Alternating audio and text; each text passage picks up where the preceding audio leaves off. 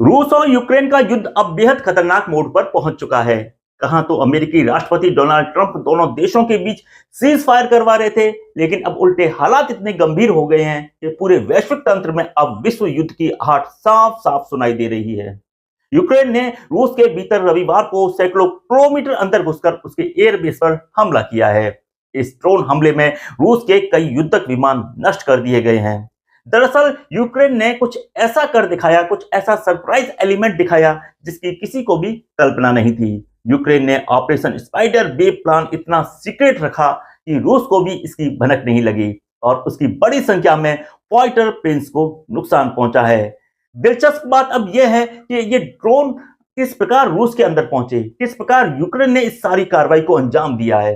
दरअसल यूक्रेन ने ड्रोन को ट्रकों में छिपाकर भेजा था। इन ट्रकों की छतें ऑटोमेटिक रूप से खुलती थी और वहीं से ड्रोन लॉन्च किए गए। रूस के अंदर घुसकर यूक्रेन ने हमला किया और इन विमानों की जलती तस्वीरें अब मीडिया पर चल रही हैं, वायरल हो रही हैं।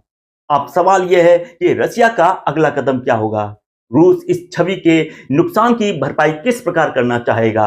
अगर अनुमान लगाया जाए तो पुतिन संभावित प्रतिक्रिया में क्रूज मिसाइलें, हाइपरसोनिक मिसाइलें जैसे किंजल आदि का इस्तेमाल वो यूक्रेन के सैन्य और एनर्जी स्ट्रक्चर को निशाना बनाने में कर सकता है। इस प्रकार यदि देखा जाए तो यूक्रेन की जो ड्रोन और मिसाइल उत्पादन की क्षमता को कमजोर करने में और नाटो के साथ जो उसके समर्थन को बाधित करने में भी रूस का एक प्रकार से प्लानिंग हो सकती है। रूस के पास में यार्स न्यूक्लियर मिसाइल भी है। यार्स एक 3 स्टेज वाली ठोस ईंधन मिसाइल है।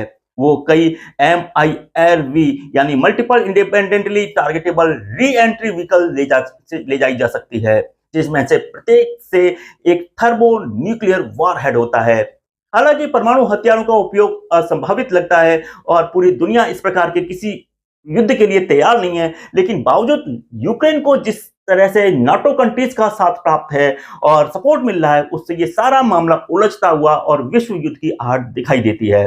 वैसे भी दुनिया में कई देश परस्पर जियोपॉलिटिक्स वार में फंसे हुए हैं और वास्तव में रूस की जवाबी कार्रवाई कितनी भीषण होगी या किस प्रकार की होगी, किस प्रकार सरप्राइज एलिमेंट्स होगा, इसका किसी को अभी तक ठीक अंदाजा नहीं है। मगर ये अंदाजा सबको हो चला है कि एक बड़ी गलती पूरी दुनिया के लिए, उसके अस्तित्व के लिए बड़ा खतरा बन सकती है।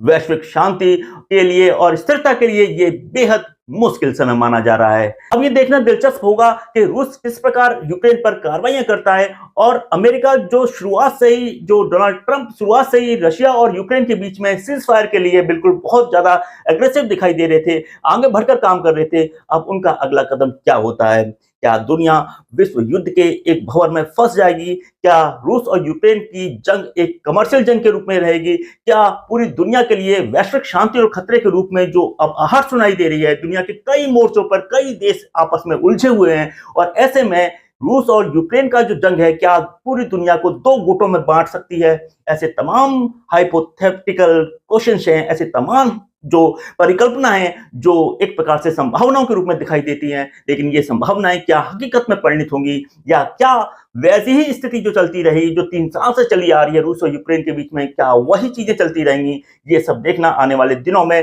दिलचस्प है। हालांकि पूरी दुनिया के लिए ये बेहद कठिन समय है, जहां पर किसी भी प्रकार की गलती पूरी दुनिया के अस्तित्व को चुनौती दे सकती है। मिलते हैं नई वीडियो में नई खबर के साथ। शुक्रिया।